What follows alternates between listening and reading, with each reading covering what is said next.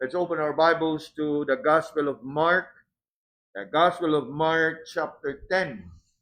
The Gospel of Mark, chapter 10.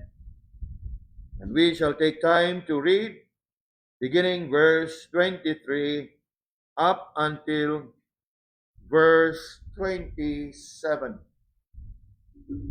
The Gospel of Mark, chapter 10, reading from verse 23 to verse 27.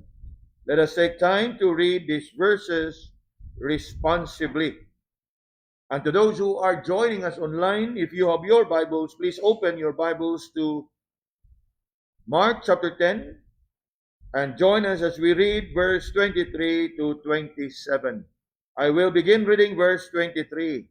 And Jesus looked round about and saith unto his disciples, How hardly shall they that have riches enter into the kingdom of God. But the disciples were astonished at his words. But Jesus answered them, and saith unto them, Children, how hard is it for them that trust in riches to enter into the kingdom of God? It is easier for a camel to go through the eye of a needle than for a rich man to enter into the kingdom of God. And they were astonished out of measure, saying among themselves, Who then can be saved? Last verse together. And Jesus, looking upon them, saith, With men it is impossible, but not with God. For with God all things are possible. Ini nga kagabiyon, mga kaigsunan, we shall look into this remarkable statement that the Lord Jesus has made in this passage. If you look carefully at these verses, you will find the Lord saying one and the same thing in 3 verses. And what is it? How hard it is for the rich to enter into the kingdom of God. I chose to title tonight's message with the words of the Lord. How hard it is for the rich to enter into the kingdom of God. You will find in verse 23 how the Lord said, How hardly shall they that have riches enter into the kingdom of God. You will find it again in verse 24. Children, how hard is it for them that trust in riches to enter into the kingdom of God. You will find it again in verse 25. In fact, in verse 25, it goes like this. It is easier for a camel to go through the eye of the needle than for the rich man to enter into the kingdom of God. Now, if you look carefully at these verses, mga kaigsunan, and engage yourself in a careful observation, you can see a logical progression. Nga diin, gauna diha, it is hard for a rich man to enter. In verse 24, it is hard for a rich man who trusts in his riches to enter into the kingdom of God. And if you look at verse 25, what verse 25 actually is saying, it is impossible. And why would I say it is impossible? Dili lang hard. Because the Lord there used an hyperbolic expression. What is that hyperbolic expression? Jesus said, it is easier for a camel to enter into a needle. And you know that it is impossible for a camel to enter into the eye of a needle. So what Jesus is actually saying there is, it is not just hard for a rich man, but it is impossible for the rich man. Are you following? Verse 23, it is hard. Verse 24, it is hard for a rich man who trusts. Verse 25, it is impossible. And somehow, mga kaigsunan, if you look at it, there is something in here that I'd like us to carefully consider. Nga naman, kay sama sa pipila ka mga pulong sa ato ang Ginoo. Kini usab nga kamatuoran is oftentimes misinterpreted. Parehas ni siya sa ato ang gitun-an dili palang dugay, Matthew 7 verse 1, judge not. Oftentimes misinterpreted, oftentimes misapplied, oftentimes misunderstood. So it is here. It is oftentimes misinterpreted. It is oftentimes misunderstood. Kay kadaghanan, especially sa pipila ka mga pundok, nga ang ilahang pagtulunan would require you to really let go of all your riches. Kay sa imong pag-let go sa imong mga kabahandig kabtangan, kana mo'y maghatag kanimo sa kasiguruhan sa imuhang kaluwasan. Now obviously that is not true. But you know what? In certain sect and in certain groups, it is being taught nga ang imong kaluwasan is by faith, but faith that is expressed of letting go of what you have. Is that what the Bible says? How are you saved? We are saved by grace through faith. Rich and poor, you can be saved for as long as you put your trust and faith in the Lord Jesus.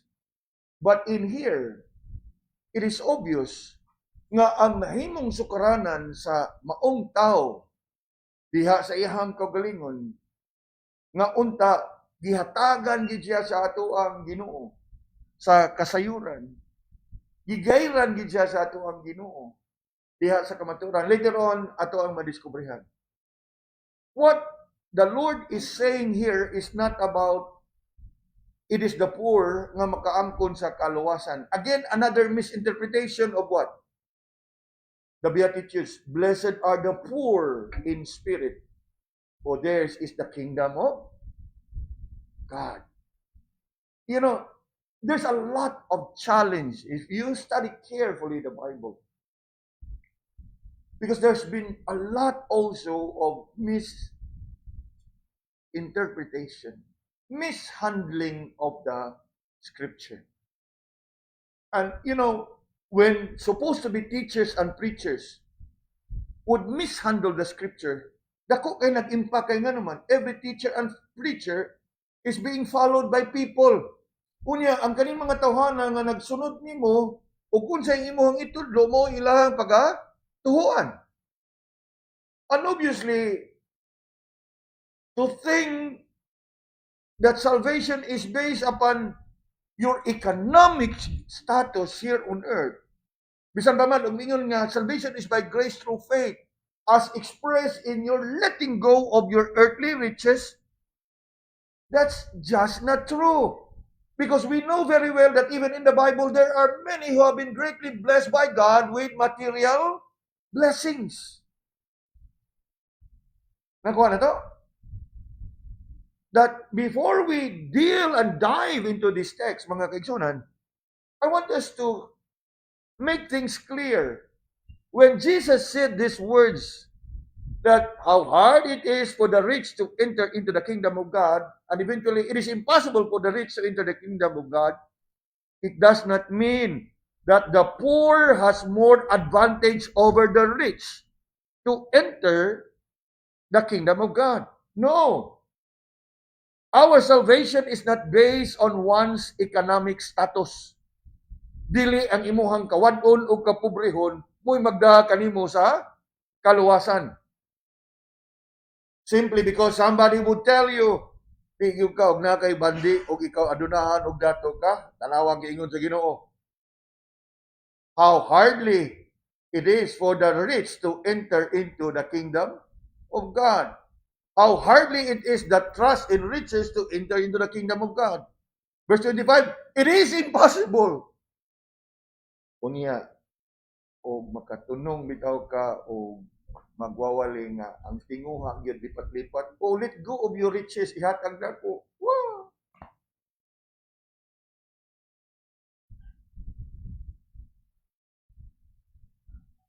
There's too much of all this in the world.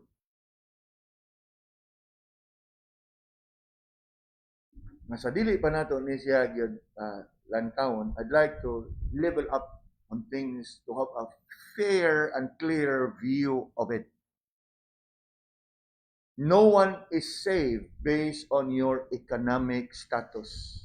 We know very well that whether you are rich or poor, the Bible says, all have sinned and have come short of the glory of God. Whether you are rich or poor, in the eyes of God, there is none righteous, no, not one. And we know very well that God is no respecter of persons. So, dili gini pwede nimong gamiton nga proof text nga ang mga pobre ray makasuod sa gingharian sa Ginoo.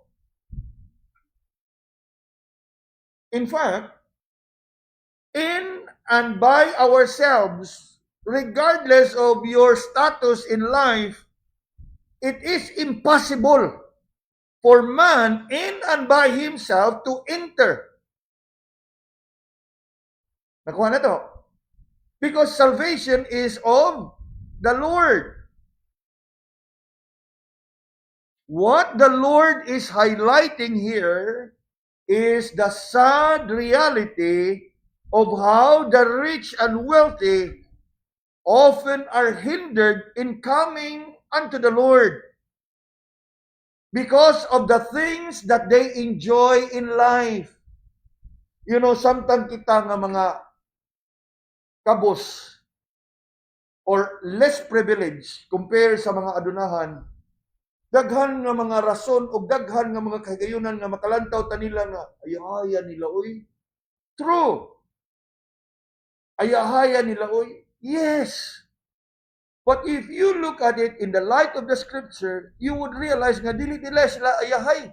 Kay tungod sa tanan nga mga kabtangan nga ilang gihuptan, sayri nga muuning mga butanga nga ilang gi-enjoy sa kinabuhi, mooy makababag kanila nganong dili sila madala sa pagtuo diha sa ato ang Ginoo. And it is just sad.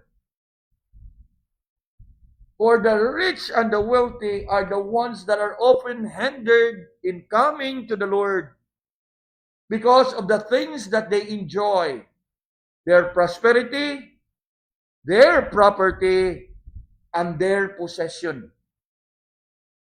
Now, why do I say it? If you go back for a while, ang context nini, and this is where it is crucial and vital nga itong masabtan. Our text for consideration tonight comes after that incident wherein there was this rich young ruler who came to the Lord. Come down to verse 17. If you notice in verse 17, makita nato diha that there was this rich young ruler that came to him asking, look at verse 17, good master, what shall I do that I may inherit eternal life? Now obviously, sincere or whatever, sincere or not sincere, but he came to see the Lord and ask, Lord, unsay angay nako buhaton? To which the Lord replied, now unsay iyang reply? Come down to verse 18. And Jesus said unto him, why callest thou me good? There is none good but one, that is God.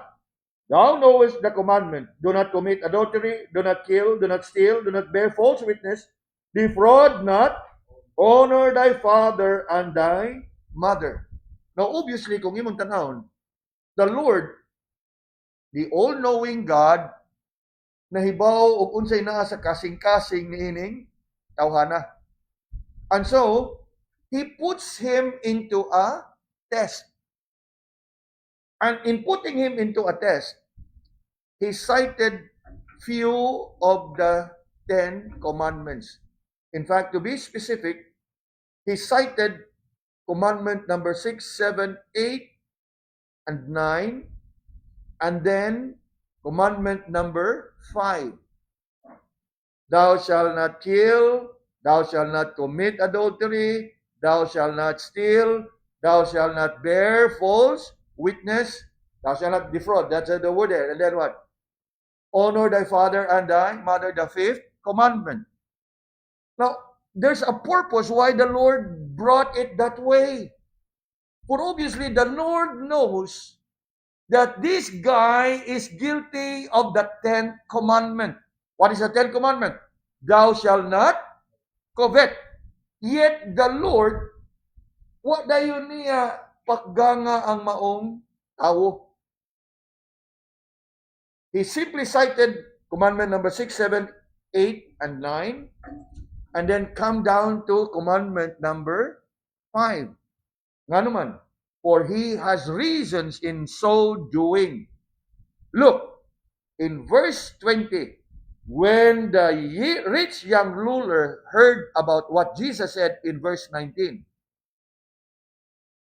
he somehow had that sense of confidence in him. Kampante kay siya. In fact, kung imuhang tanahon ang verse 20, unsa iyang reply? Master, all this have I observed from my youth. Kampante kay siya nga ako ning gisunod. Now, this is somewhat interesting. For one to claim, to one to confess, all this have I observed from my youth. Sounds impressive.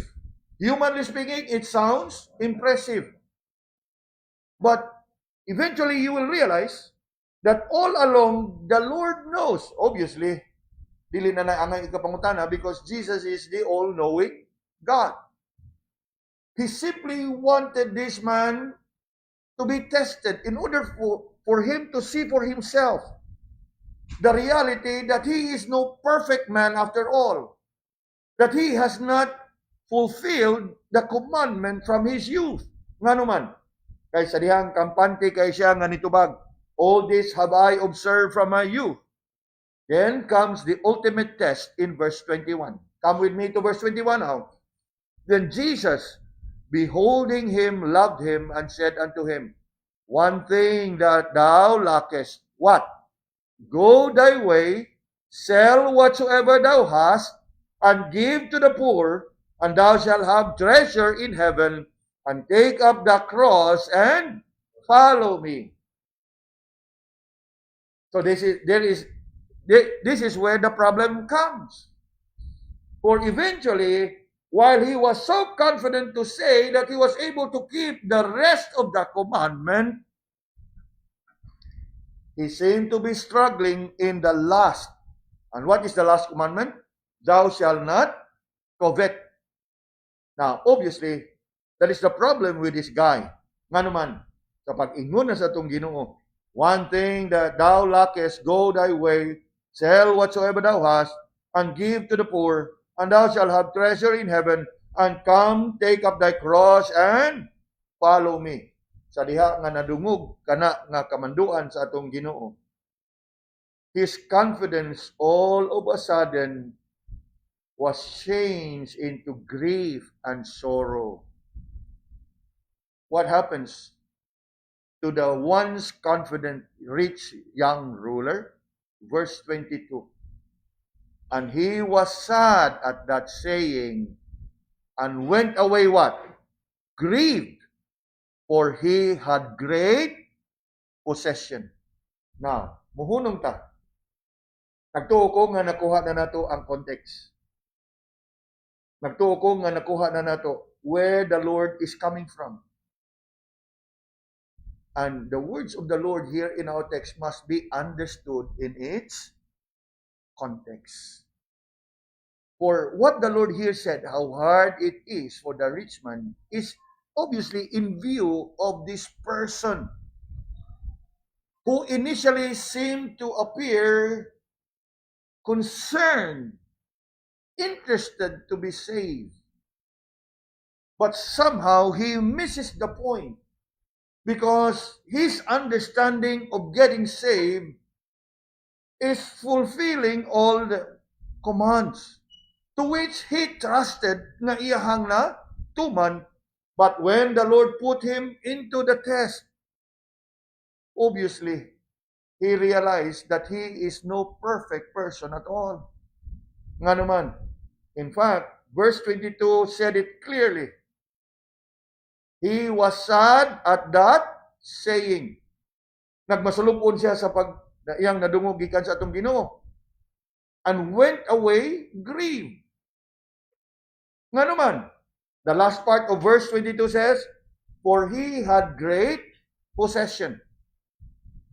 Now, obviously, the rich young ruler was not ready to let go of his riches. Kaya unsa may gimando, ingon ang atong Ginoo, one thing that thou lackest, go thy way, and sell whatsoever thou hast. Sell whatsoever thou hast. What is it about? Property, possession. Sell whatever thou hast. He was not ready to let go of his riches. What else can we learn? He was not ready to surrender his all. What else? He was not ready to deny himself to follow the Lord. Compare Scripture with Scripture. Come back to verse 21. Unsay kamanduan sa Ginoo? Go thy way, sell whatsoever thou hast, give to the poor. Thou shalt have treasure in heaven. Take up thy cross and what? Follow me. Obviously, the words of the Lord here was in no way referring to the means to our salvation, but it is simply a condition that he set before the rich man in order for him to see for himself that he is no perfect man at all. And not just for him to see for himself that he is not perfect at all, to actually cause him to realize that just when you think that you have observed all these things since young, you are wrong. Because by your being guilty of one commandment, which is the 10th, you are guilty of all. Nga naman, hunong nagutag ka diyot, tungod kay dili siya ganahan, o di siya andam nga mutalikot, o mubiya, o makigbuwag siya ang bahandi. That means to him, obviously, he is a covetous person. He's not willing to let go. And being a covetous person, he is actually guilty of idolatry. For obviously, to him, his riches and in his wealth is his God. He is guilty of commandment number 1. Commandment number 2. Thou shalt have no other gods before me. Are we following? So, as we come to this point, the Lord Jesus here was actually being kind and gracious nga sa pagsulti niya. It must be God's desire nga makita niya ang mga tao nga maubadi ay Lord. Kung di man ako na mahimo, unsa may angay na akong buhaton. In the same way, if you remember the Philippian jailer in Acts 16, human nga nakita niyang milagro nga gilinog ang bilangguan. Unya sa pagkalinog sa bilangguan, unya nagpabilin dito ang si Apostle Paul. Ingon siya, what must I do to be saved? And if you are familiar with the Pentecost in Acts chapter 2, when the people heard the message preached by Peter, brethren, men and brethren, what shall we do? The Lord must have expected, must have wanted for that rich young ruler to come to realize that he is no perfect person after all. Nga kung sincero gyud siya nga mag-angkon sa kaluwasan, he could have humbled himself and asked, Lord, murag wa ko makahimo ana, unya murag mag-listen ko ana, what must I do? But as you can see, the rich young ruler's response in verse 22, unsa itong makita, and he was sad at that saying, and went away grieved, for he had great possession. That only shows that this rich young ruler was not ready to let go of his riches. He was not ready to surrender his all, and he was not ready to deny himself to follow the Lord. The very condition that the Lord set before him in verse 21. And it was in this context that the Lord commented, "How hardly shall they that have riches enter into the kingdom of God." And I hope nga nakaangko na tagkatinawan nga ang pulong sa atong Ginoo dinhi is not much about how man is saved, but more about the kind of attitude that a man must have in order to be saved. Kaya nga naman, whether you are rich or poor, regardless of your economic status, it is not possible for us to enter into the kingdom of God. But in the light of the context, diha na nimo matugkad og masayran masabtan, why the Lord said what He said in these verses that we shall consider. How hardly shall they that have riches enter into the kingdom of God. Now, ang pangunta na, nga naman, why is it so? Una, mga kitsunan, it is hard for a rich man to enter into the kingdom of God because they find it difficult to deny themselves of their sufficiency. They find it difficult to deny themselves of their sufficiency. At the very heart of the matter is the love of money. Mo ginilintungan ay nining tanan. Which, to many people, is the defining factor of one's sufficiency. In fact, bisan gani kita, the way we size up and we measure a person, akana, bastante na kayo na, di na matarog. Na nanaigo-igo ang bahandi. Nga mo, igo nga magbuhi niya for a lifetime. Di ba tinood? We can't help it. But even kita ng mga Kristohanon, we still have that kind of standard that we measure a person's success, we measure a person's security, we measure a person's sufficiency with what? His riches. Akana, yutaan na. Akana, daghanag property. Isang panagdi na mo trabaho, buhi-buhi na. Isn't it true? And that explains why rich people would hardly enter into the kingdom of God. Nga naman, because they are not ready to deny themselves of their what? Sufficiency.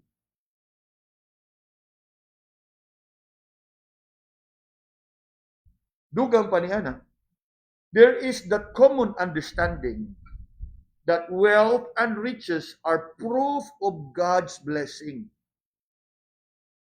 Ug mao kana nga nay mga tawo mingon nga, ngano akong nang ipanghatag? Panalangin ni siya gikan sa Ginoo. Of course, while it is true that all of God's gift, and God is the source of all good and perfect gift, we are not supposed to put our confidence, much less our sufficiency, in our riches and wealth.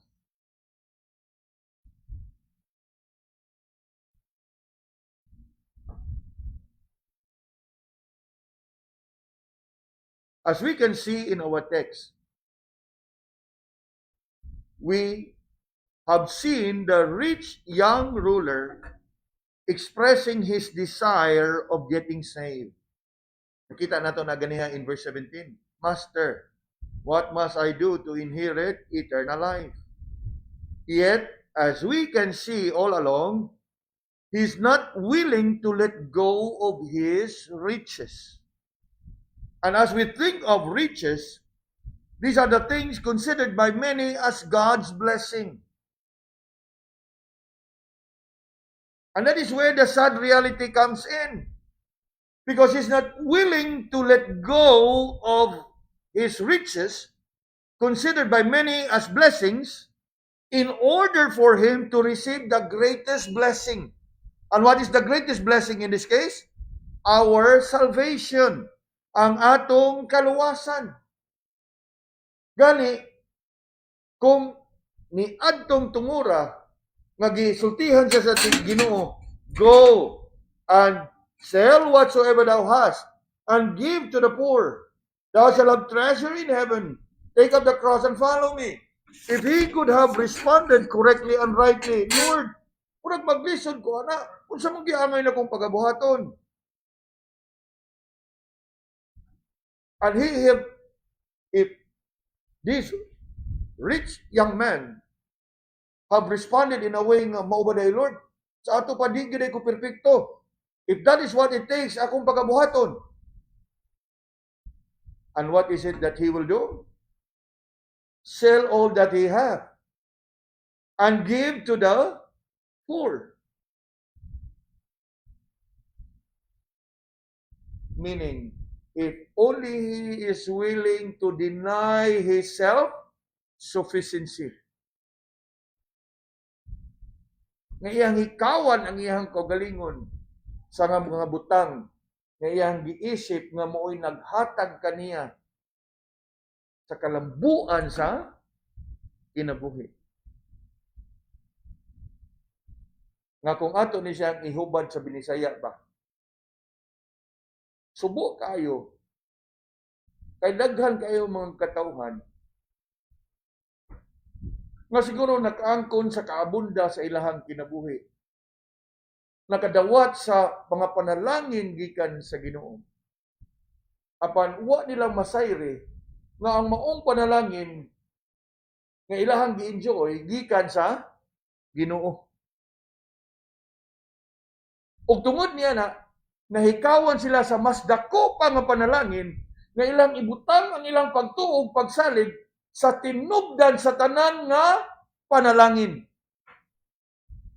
Remember, every Lord's Day as we come together, we sing the doxology. Praise God from whom all blessings flow. But the sad thing is, people in the world, wa man silang masayod nga ang tinubdan sa tanan nga ilahang panalangin sa Ginoo. Nga naman, kay samtang ang uban may acknowledge nga blessing ni si Ginoo, but they take it to mean nga na ako ni tungod sa akong paghago. Na ako ni tungod sa akong sakripisyo. In other words, it is merely by way of lip service in recognizing nga gikan ni siya sa Ginoo. Kaya nga naman, kay kung nasayod pa sila og nakaibalo pa lang sila og nagsalig sila sa Ginoo, I'm sure they will not be having problem letting go of their blessing because they know that all good and perfect gift comes from God. Are we following?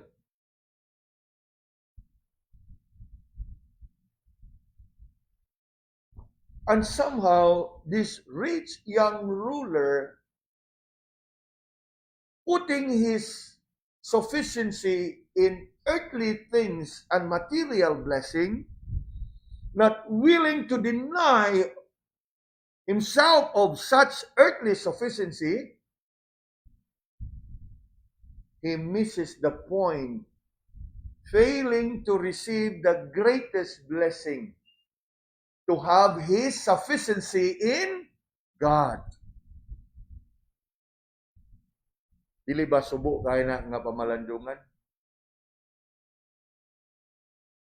They have that understanding that they are sufficient in and by themselves with the riches and wealth, and they just could not imagine having to let go of it and part ways with it, and then what? Give it to the poor. And make God as their sufficiency. And that is why sa ato ang gibasa in verse 22, He was sad at that saying, and went away grieved, for he had great possession. Kung ato ni siyang analyson, pwede nato ni siyang sabton, na he was sad and he was grieved because he is not willing to deny himself of his sufficiency. That is one. Ikaduha, why is it that it's hard for the rich man to enter into the kingdom of God? Because they find it difficult to deprive themselves of their security. Security. You know, with their money and riches, one thing that they enjoy is security. Not just sufficiency, but they are secure. You know, mga kaigsunan, together with sufficiency, their sense of security makes it even more difficult for them to yield and to part way and to let go of their riches to follow the Lord.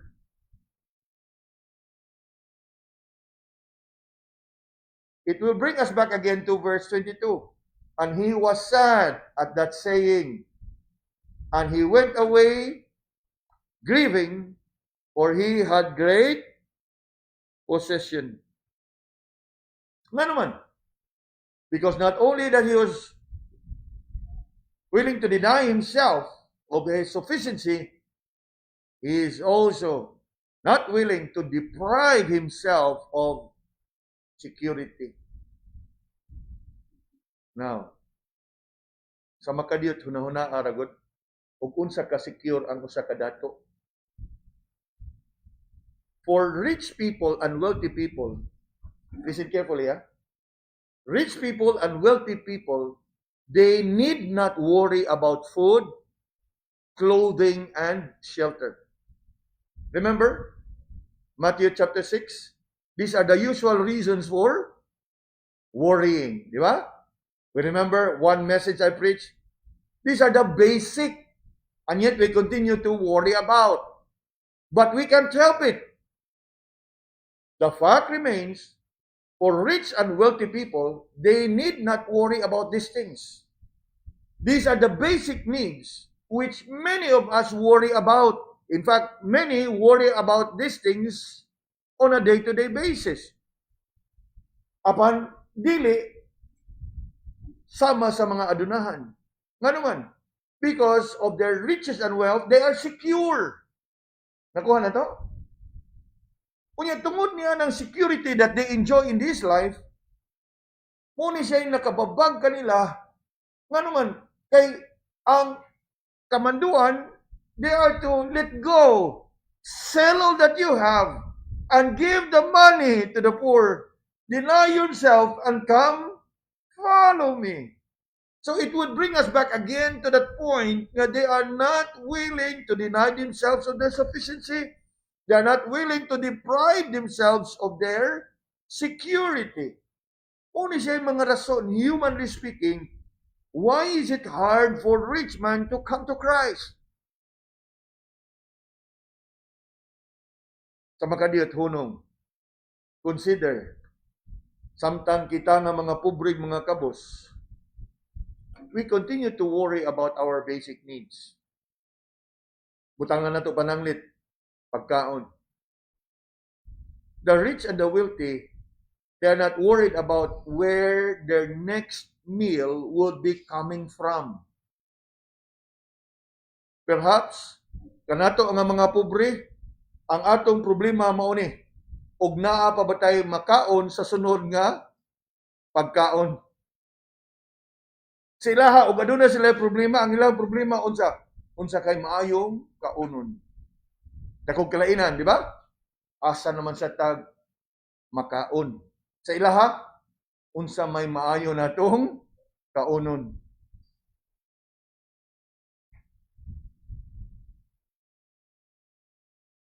Kanato nga mga kabos, unsa kaya kung sulubo, no? Ay, karon siguro sa mopas nga mga ginikanan, ting-graduate sa mga anak, siguro some parents, okay, kung sulubon pasyo sa mga anak. apan sa mga dato, white rat. Ano man? They seem to be secure. They seem to be stable. Ano man? They are sufficient in and by themselves. O usab ka na nga rason nganong maglisod ang mga adunahan sa pagsunod sa ato ang Ginoo and thereafter enter into the kingdom of God because they find it difficult to deprive themselves of their security.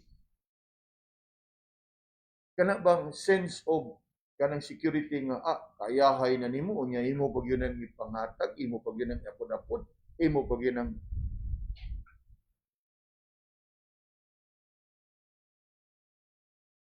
Now, we're just talking here about food. What about clothing? What about shelter?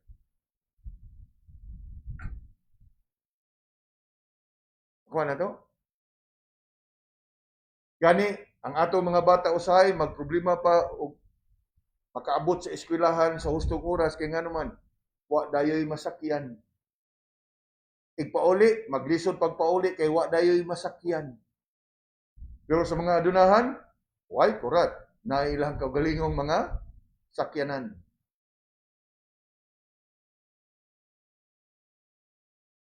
And it is because of the comfort, the convenience, the security that they enjoy in their lifetime that they find it difficult to part ways, to deny themselves and follow the Lord. And as you can see it carefully in every aspect of life, samtang kita nga naas kawadon, we will always struggle as we think of all these things. But not the rich and the wealthy, because they enjoy that sense of security. And that's another reason why it is hard for them to enter and come into that saving knowledge and a personal relationship with the Lord. Nga naman, una, because they feel sufficient in and by themselves. Ikaduha, they felt secure in and by themselves. Ikatulo, mga kaigsunan. Why is it hard for the rich man to enter the kingdom? It's because they find it difficult to divest themselves of their success. Ingon gani ka divest.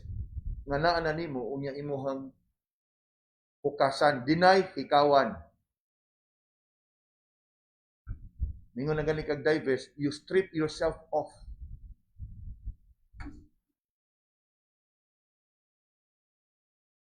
And they find it difficult to divest themselves of their success. Why do I use success? For as I have said, let's face it, together with their sufficiency and security, a person's wealth is the standard in which his success is being measured. Gani, bisan ka nato nga dili gyud adunahan, naagya po nga sukaranan. Aka na gyud siya sa una, mag-commute lagi na siya, pero karon naka motor na, asenso na. Unya gikan sa nagmotor, uy naka-auto na. Ni asenso na, success. Ni asenso ni gid ni kay naka-auto na. Unya pagkasunod na po, dagko-dagko na nga mo, grabe na gyud kayo pagka asenso. Let's face it. Sometimes even kita ng mga Kristohanon, we measure life success that way. Amatay sa una, puyo na siya gaabang, karon na niihang kaugalingong Pinoy-anan. Success. Kaniadto ang naas grahe motor, karon auto. What? Success.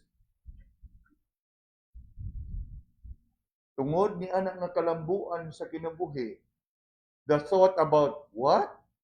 I go and sell all that I have and give all of them to the poor to follow the Lord? How can?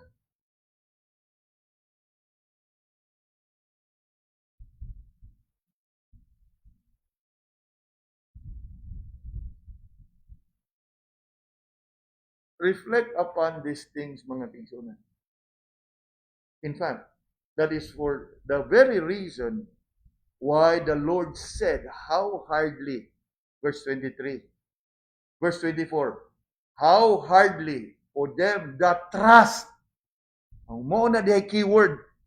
Rich man, unya, that trust. Kang ilahang pagsalig, ilahang gibutang sa ilang bahandi.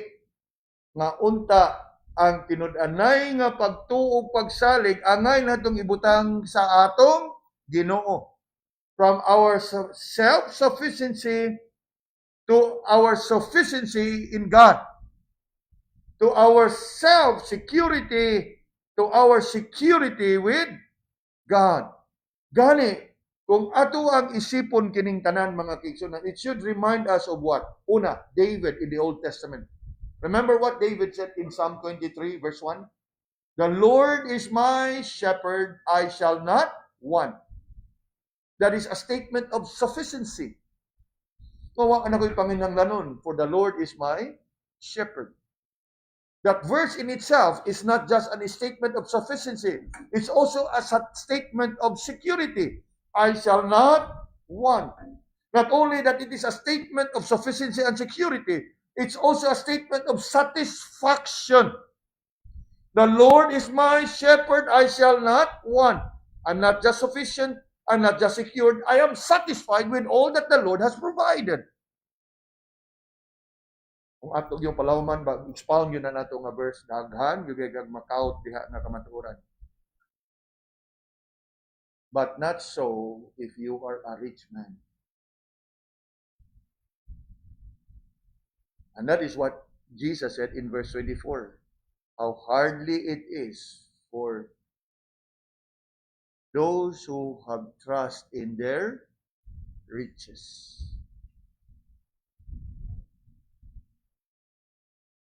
David in the Old Testament. What about in the New Testament? How can we forget the Apostle Paul? But my God shall supply all your needs. Dili ba ang kahintang sa mga adunahan secure? Ha? Ako ning ibang apod-apod ngadto sa uban? Unsa na lay ako? Ako ning ipanghatag sa uban? Unya, magunsa na lang ko. Di ba? From security, they feel insecure. When following the Lord should not be an insecurity. In fact, it is even more secure.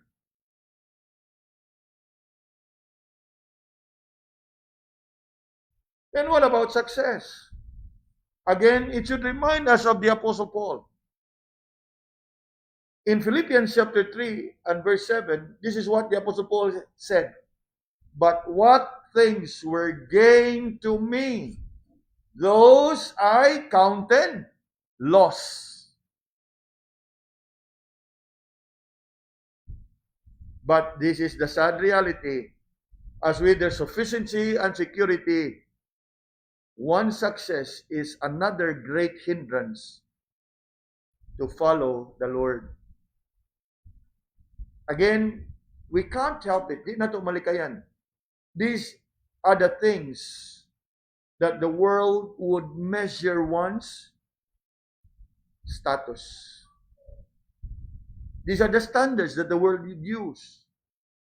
Kung tungod usab niya na, mao kana nga mga adunahan, maglisod yun o pakigulag sa ilahang kabtangan, sa ilahang bahandi. Nga naman, because they don't want to be considered by the world as a failure. Di ba adunahan kayo na sila kaniadto? Di ba ayahay kayo ng kinabuhin kaniadto? Unsay natabo?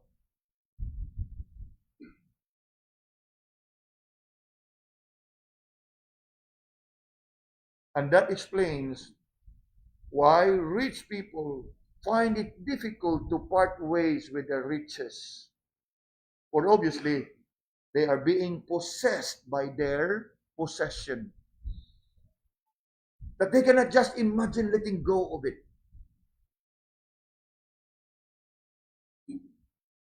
And as we have just read in verse 22, how the rich man was sad at the saying and was grieved.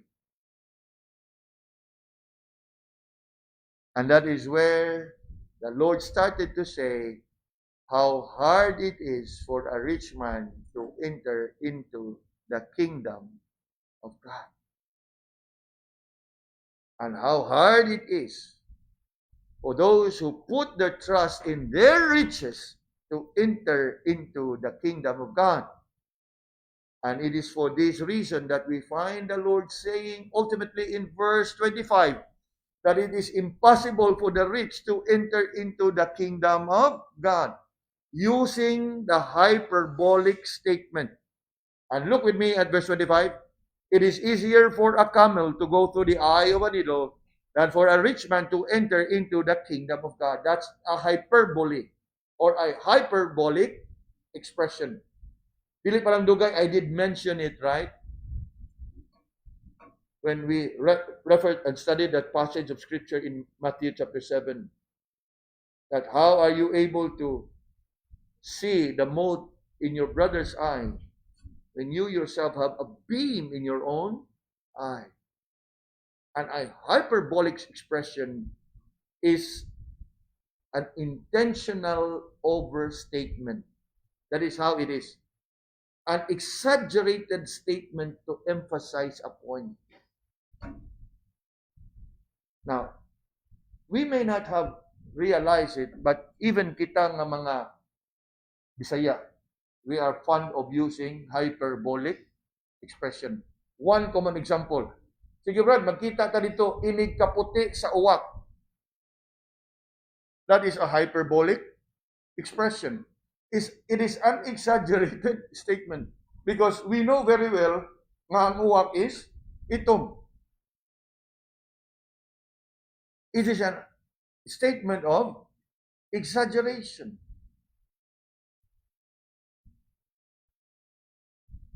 Kanang ato ang madungog kanunay nga naabtan magsiyam-siyam.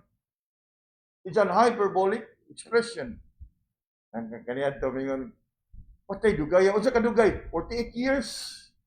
Pinumduan ang expression sa una nga 48 years man siya.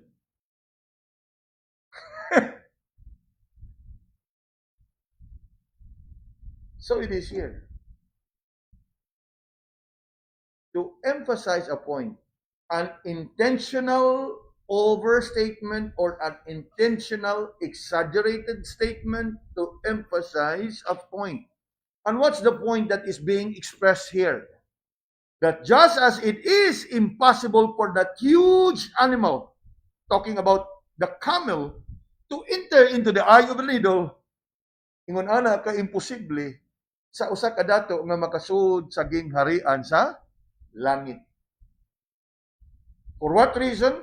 For all those reasons that we have considered.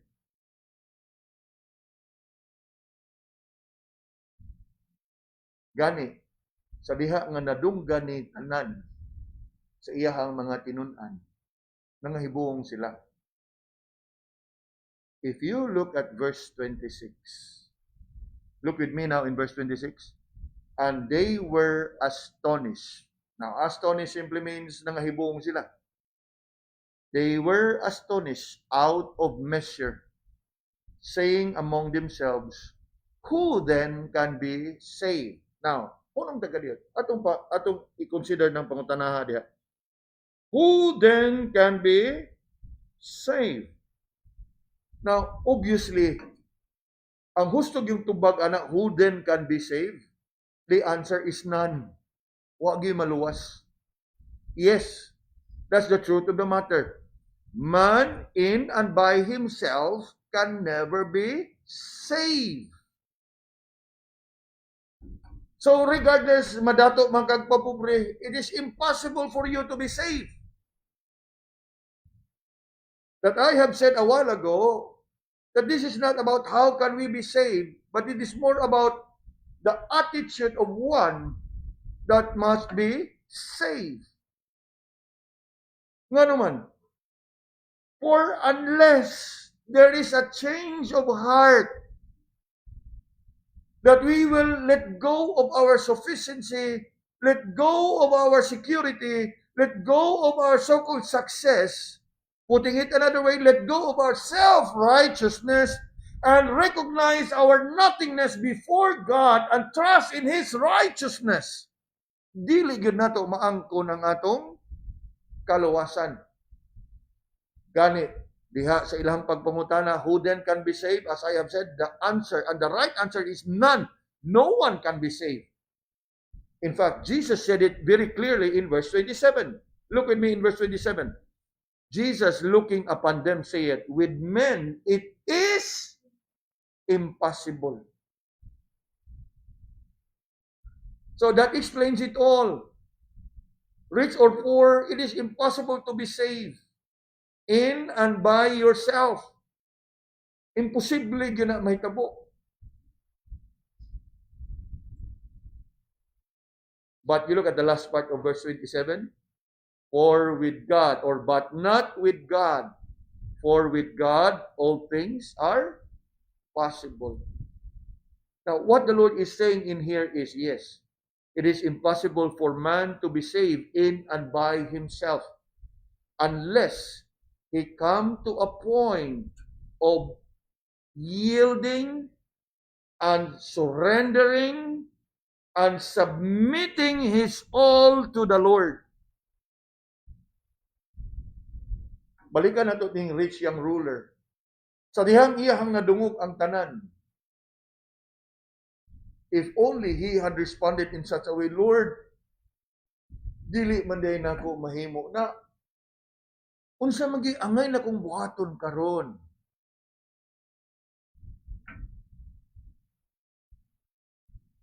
The Lord actually is extending grace ngadto sa maong tao.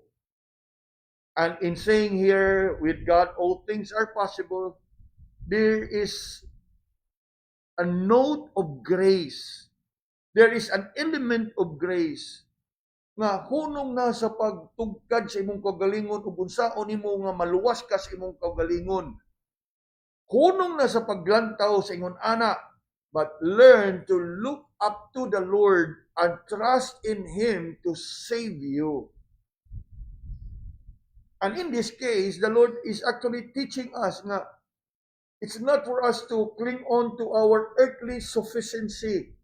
It is not for us to hold on to our earthly security. It is not for us to cherish our earthly success because these things cannot save us.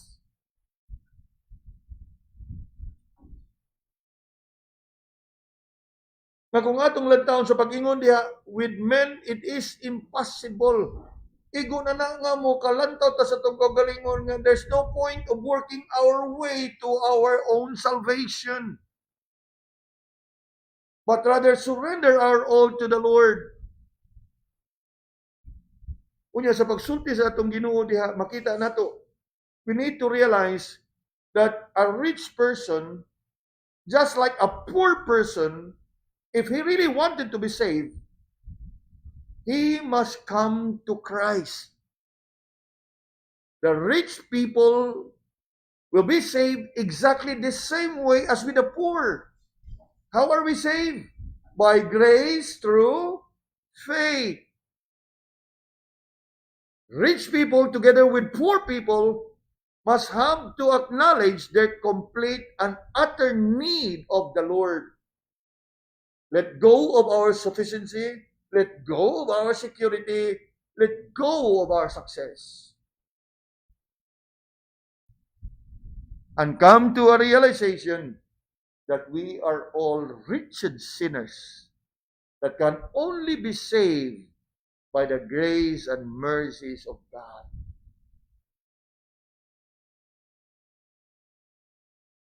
Ug nga diha niya na atong matagamtaman ang tinud-anay nga bahandi, ang tinud-anay nga kasiguruhan, ug ang tinud-anay nga kalambuan sa atong kinabuhi.